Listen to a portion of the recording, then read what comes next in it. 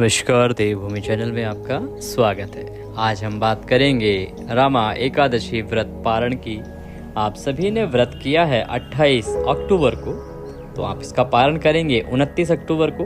पारण का शुभ समय क्या रहेगा, कैसे आपको करनी चाहिए पारण की पूजा, क्या भोग लगाना चाहिए, भगवान की पूजा कैसे होगी, पारण के लिए शुभ मंत्र क्या रहेगा, दान पुण्य की प्रक्रिया क्या रहती है, ये संपूर्ण जानकारी का विषय आज हमारे इस वीडियो में रहेगा। वीडियो आरंभ करें उससे पहले निवेदन है, कृपया भगवान का नाम अवश्य स्मरण करें, क्योंकि भगवान श्री हरि का नाम जितनी बार भी लिखा जाता है आपके लिए कल्याणकारी परिणाम लेके आता है, आपके लिए शुभ परिणाम लेके आता है। इसीलिए कमेंट बॉक्स में अवश्य लिखें जय श्री हरि या ओम नमः भगवते वासुदेवाय। भगवान अवश्य ही आपकी इच्छा पूरी करेंगे। वीडियो को लाइक अवश्य करें।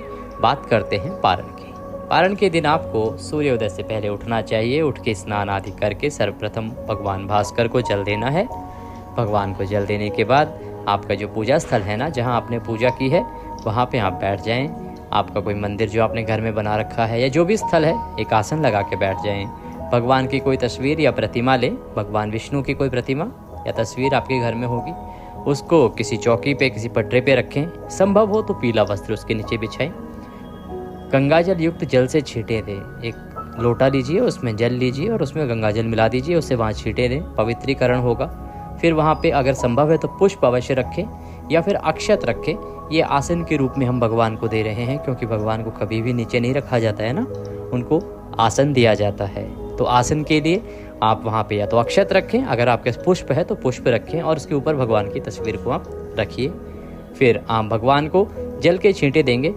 पद्य, अर्घ, आचमनी, ये 3 चीज़ें होती हैं। पहले पैर धुलाइए, हाथ धुलाइए, आचमनी कराइए और फिर पुनः उनको एक बार जल अभिषेक कीजिए। इसको हम शुद्धिकरण कहेंगे, हम कहते हैं स्नानान। तो स्नान करा के भगवान को तिलक लगाइए।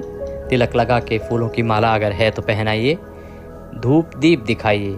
घी का दिया आपने जलाया होगा, धूप दिखाई होगी आपने, जलाई होगी, तो पहले आप धूप दिखाइए, फिर दीप दिखाइए।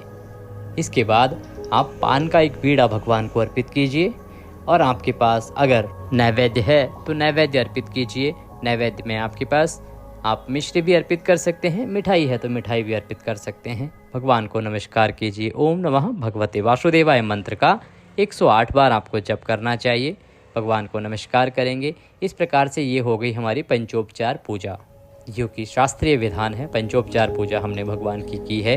भगवान की पूजा करने के बाद बात आती है कि इस दिन क्या बनाना चाहिए, भोग किस प्रकार से लगाना चाहिए। देखिए, भोग में आपको पीले चावल बनाने चाहिए। एकादशी पर चावल वर्जित है, परंतु द्वादशी के पारण में बहुत ही उत्तम माना जाता है चावल को, इसीलिए संभव हो तो पीले चावल बनाएं। खीर पूड़ी हलवे का भोग भी लगा सकते हैं और फल का भोग भी लगा सकते हैं। ध्यान ये रखना है कि जब भगवान को भोग लगाए ना, तो थाली सामने रखने के बाद उसमें तुलसी का पत्ता अवश्य रखें। भगवान को प्रेम से भोजन के लिए निवेदन कीजिए और प्यार से भोग लगाइए। भगवान को निवेदन करके भोग लगाने के बाद जलाचमनी कराइए और उस प्रसाद की थाली को बाकी प्रसाद में मिला दीजिए। तो अब भगवान को भोग लगाने के बाद आती है अंतिम प्रक्रिया पूजा की, जो होती है पुष्पांजलि। पुष्पांजलि हमें किसी भी पूजा में अवश्य रूप से करनी ही चाहिए। पुष्पांजलि के लिए अपने हाथ में पुष्प लीजिए, भगवान से निवेदन कीजिए। आवाहनम न जानामि विसर्जनम, पूजम चैवम न जानामि क्षम्यताम परमेश्वर। हे प्रभु, न हम आपका आवाहन जानते हैं, न पूजन जानते हैं, न विसर्जन जानते हैं। हम अज्ञानी जीव हैं, जैसी बन पड़ी है वैसी सेवा आपके श्री चरणों की है। तो हमारे जाने अनजाने की गलतियों को क्षमा करते हुए और दया का आशीर्वाद प्रदान करें। इसके निमित्त अब आपको अर्पित करने के लिए हमारे पास कुछ भी नहीं है। तन मन धन सब कुछ आप ही का है। हमारे पास क्या है? मालती मलकाजाति सत्पत्रांति संयुक्तम पुष्पांजलि मया दत्ताम ग्रहणाम परमेश्वर। प्रभु, यह पत्र पुष्प की भेंट है, इसे स्वीकार कीजिए और दया का आशीर्वाद प्रदान कीजिए और वह पुष्प भगवान के चरणों में अर्पित कीजिए।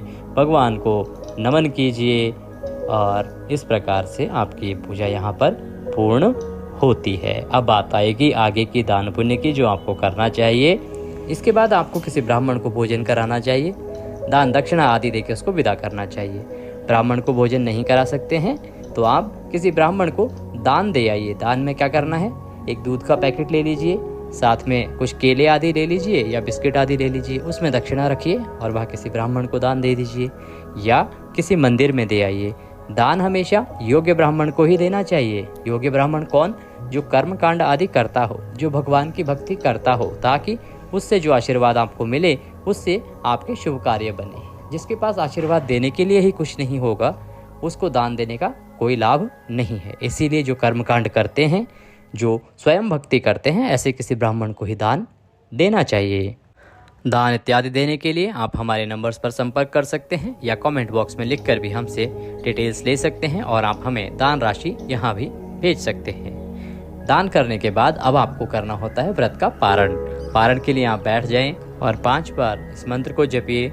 ओम नमः भगवते वासुदेवाय, ओम नमः भगवते वासुदेवाय। आप इस मंत्र को 5 बार जपिए, भगवान को नमस्कार कीजिए, व्रत का पारण कीजिए। अब बात करेंगे कि पारण करना किस दिन है। आपने व्रत 28 को किया है, 29 को पारण होगा। पारण के समय का जो निर्धारण होता है ना, उसके 3 नियम है शास्त्र अनुसार। वो नियम क्या है? पारण द्वादशी तिथि में किया जाता है, सूर्योदय के बाद किया जाता है और द्वादशी तिथि के पहले 5.5 घंटे हरिवासर का समय होता है, उसमें नहीं किया जाता है। इन नियमों को ध्यान में रखते हुए पारण का जो शुभ समय रहेगा, उत्तम समय रहेगा, वो 29 तारीख को रहेगा सुबह 6:31 से और 8:40। इसमें आप पारण कीजिए। बहुत लोगों के मन में संशय है कि द्वादशी युक्त जो व्रत है उसका पारण त्रयोदशी में करना पड़ता है। जी बिल्कुल भी ऐसा नहीं है, क्योंकि हमने पारण का समय बताया है सुबह 6:31 से और 8:40, जबकि द्वादशी तिथि समाप्त होगी लगभग 10:50 पर। इसीलिए ये उत्तम समय है, इसमें आप पारण करें। भगवान अवश्य ही आपका व्रत स्वीकार करेंगे, आपकी मनोकामनाएं पूर्ण करेंगे, ऐसी हम भगवान से प्रार्थना करते हैं। वीडियो अच्छा लगे तो उसे लाइक अवश्य करें, कमेंट बॉक्स में लिखें जय श्री हरि। चैनल पर नए हैं तो कृपया सब्सक्राइब करते जाएं। विशेष हमने बनाया है वीडियो धनतेरस की पूजा का, माँ लक्ष्मी की पूजा का। शास्त्रीय विधि के अनुसार है पूजा विधि और उस सामग्री के अनुसार है जो आपके घरों में होती है। इस विधि से बनाया है कि सरल से सरल आदमी भी पूजा कर सके अपने घर में। उन वीडियोस को अवश्य देखिए, उनका लाभ लीजिए, उनके अनुसार अपने घर में पूजन कीजिए। वो विधान है जिसके जरिए पंडित जी आपके घर में पूजन कराते हैं। तो बिना पंडित जी को बुलाए आप उन वीडियो के माध्यम से सूक्ष्म सामग्री से आप धनतेरस की पूजा कीजिए, माँ लक्ष्मी की पूजा कीजिए, कुबेर भंडारी की पूजा कीजिए। आपको अपार धन संपत्ति और आपकी इच्छाएं पूर्ण होंगी। जय श्री हरि।